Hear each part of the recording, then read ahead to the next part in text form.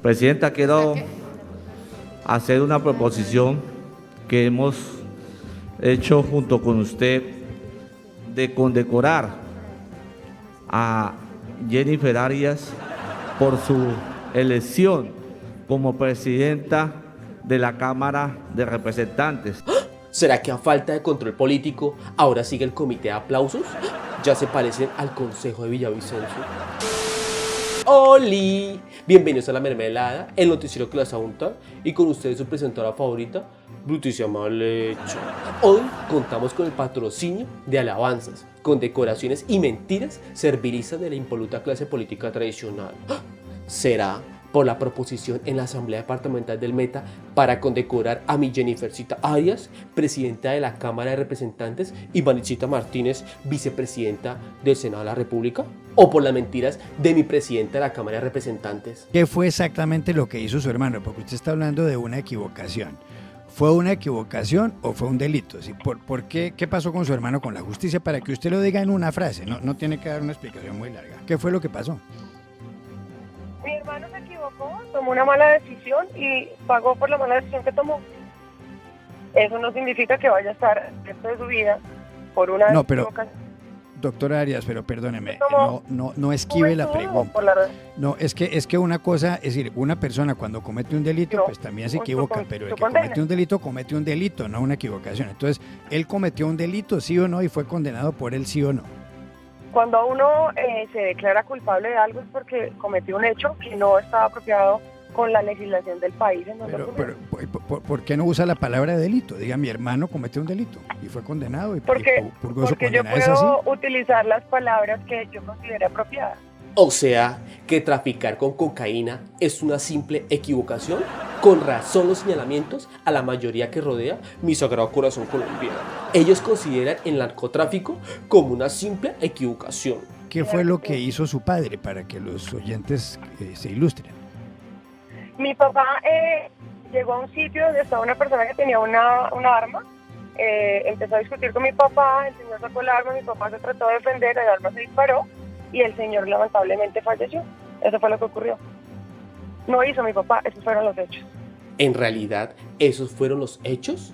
Porque según el juzgado cuarto penal del circuito de Villavicencio, el 21 de enero de 1993 dijo otra cosa, que el señor Luis Eduardo Arias Castellanos en las primeras horas del 5 de noviembre de 1992 disparó en 2 oportunidades contra el capó del vehículo donde se movilizaba su mujer y Alfonso Leguízamo Lozada, quien fue asesinado luego por el papá de Jennifer Arias, aduciendo ira e intenso dolor. O sea, que la actual presidenta de la Cámara de Representantes le miente al país iniciando en su nuevo cargo. Mi papá llegó a un sitio donde estaba una persona que tenía una arma. Empezó a discutir con mi papá, el señor sacó el arma, mi papá se trató de defender, el arma se disparó y el señor lamentablemente falleció. ¿Se defendió? Entonces, ¿por qué el proceso aduce ira e intenso dolor y los disparos en el capó del carro? ¿Se defendió? Presidenta, quiero hacer una proposición que hemos hecho junto con usted de condecorar a Jennifer Arias por su elección como presidenta de la Cámara de Representantes. Claro, así podríamos condecorar también a todos los políticos relacionados con el narcotráfico y el paramilitarismo en el departamento del Meta o la Orinoquia. Y mal haría esta asamblea después de que el mismo Congreso de la República, por mayoría absoluta, aplastante, logró dentro de sus acuerdos, como los hay allá, aquí los hay también, llegar a cumplir de que estas dos mujeres y la mujer de la asamblea, Jimena, hoy estén ocupando estas grandes dignidades. O sea, hacer lo mismo del Congreso con sus acuerdos y objetividad. Declaro instalada la sesión del Congreso 2021-2022. Muchísimas gracias.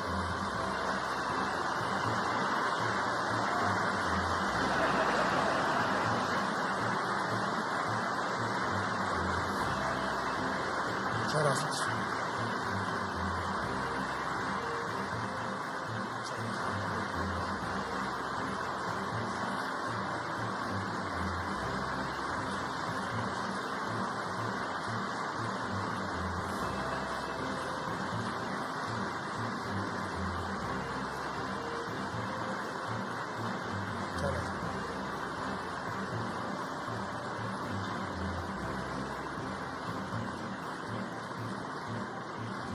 si es necesario y no hay quien pague la de la senadora Marixa Martínez, de mi propio presupuesto lo pago, la medalla. Para respaldar la proposición hecha por el diputado Dimas Barrero Pandales en hacer este reconocimiento a estas dos mujeres de nuestro departamento que están ocupando estas altas dignidades a nivel nacional, la presidenta de la Cámara y la vicepresidenta del Senado de la República, que de una u otra forma son de nuestro territorio. Y estoy de acuerdo porque pues igual son dos mujeres que han logrado visibilizar la mujer en lo local y en lo nacional. ¿Han logrado visibilizar a la mujer en qué sentido? Por lo del narcotráfico por un lado y el paramilitarismo por el otro. Pero lo más triste es que no prosperó esa proposición para condecorarlas. Pero, ¿qué pasa en la Asamblea Departamental del Meta? ¿Por qué pasarán de un férreo control político a condecoraciones y halagos? El ejemplo será por la citación de debate de control político a la directora del Instituto de Cultura del Meta que solicitó ese vendedor de piñas. Se me hace que la Asamblea está perdiendo toda credibilidad en el sector cultural, porque pues ya tuvimos el primer enfrentón los artistas, porque cuando vinieron y propusieron lo de los artistas locales, la contratación, eso se fue al Consejo de Estado, creo, esa ordenanza, y porque la vetó el gobernador, están totalmente tristes y ya no quieren ni volver a la Asamblea porque la doctora de Cultura, todos los secretarios le faltan el respeto a la Asamblea, no cumplen las ordenanzas, no las cumplen. Entonces la Asamblea está perdiendo credibilidad, aquí vienen, hacen esta exposición muy triste, o sea, como decimos, ya no tenemos rabia, tenemos profunda tristeza. Yo creo que los de Cultura no volvemos a la Asamblea a hablar de estos temas, creo que ya esto como que el gobierno se fue así, no creo que vayan a haber ninguna revolución, que no vaya a haber ahorita un cambio de posición, para volverles a decir que les faltan el respeto a las ordenanzas son como, no parecen ordenanzas, no parecen obligatorias, son como opcionales, pero no pasa nada. En Cultura no pasa nada, no está pasando nada, estamos muy mal, estamos llevados, no tenemos ni para el bus, dijo lo que le escribieron al diputado. O sea, un 2020 en cero los artistas y ahora un 2021 en ceros también. Hoy no encontramos respuestas y discusión tras discusión no hay una respuesta clara. Yo creo que nosotros tenemos que remitirnos, compañera diputada Jimena Calderón, a revisar y a exigir que se cumpla la ordenanza.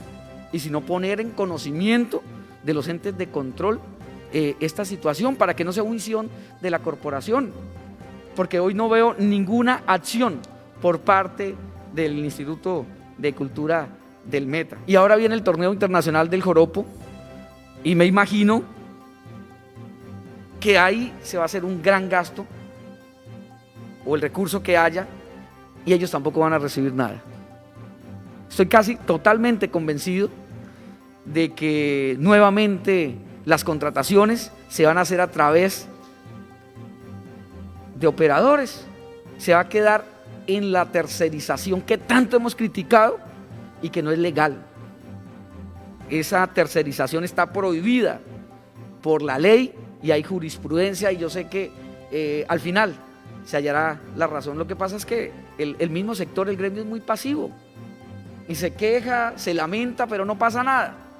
Y aquí en las corporaciones nosotros generamos los debates, las discusiones, hacemos las recomendaciones, pero tampoco está pasando nada. ¿Y los demás diputados qué dicen? ¿Y qué pasó con los que se rasgaban las vestiduras por los artistas? Yo creo que los de Cultura no volvemos a la Asamblea a hablar de estos temas, creo que ya esto como que el gobierno se fue así, no creo que vayan a haber ninguna revolución, que no vaya a haber ahorita un cambio de posición. ¿Será porque la directora de Cultura es esposa del representante de los egresados de Unillanos, Juan Carlos Arabia?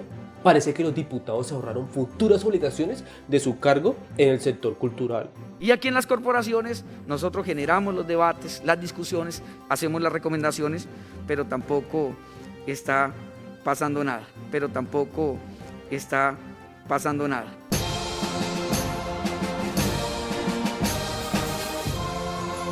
El personaje de la semana es el fastidioso Contralor del Departamento del Meta y sus hallazgos fiscales y disciplinarios.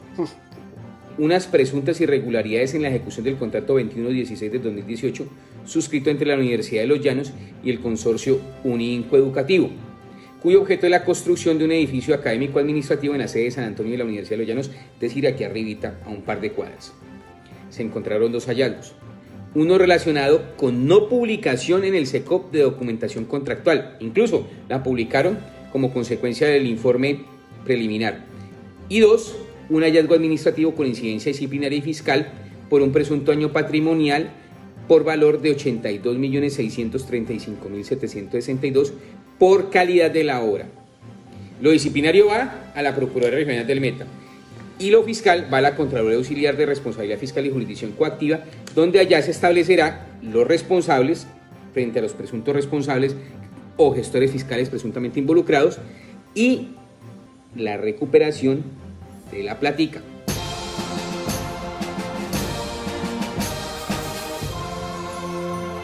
La imagen de la semana es los diputados que no se aguantaron de estar cerca a la presidenta de la Cámara de Representantes, mi Jennifercita Arias, y mi Maricita Martínez como vicepresidenta del Senado de la República. Una avioneta llegaba a la sierra sinaloense, donde iba a ser descargada, pero la pista secreta la judicial encontraba. Ya la estaban descargando cuando se oye una sirena. Tan lindos. ¿Será que la condición de nuestra impoluta clase política tradicional los rejunta a todos? Y recuerden que si no están para callar, ver a otro lado o olvidar, estamos nosotros para ayudar. Tan fácil.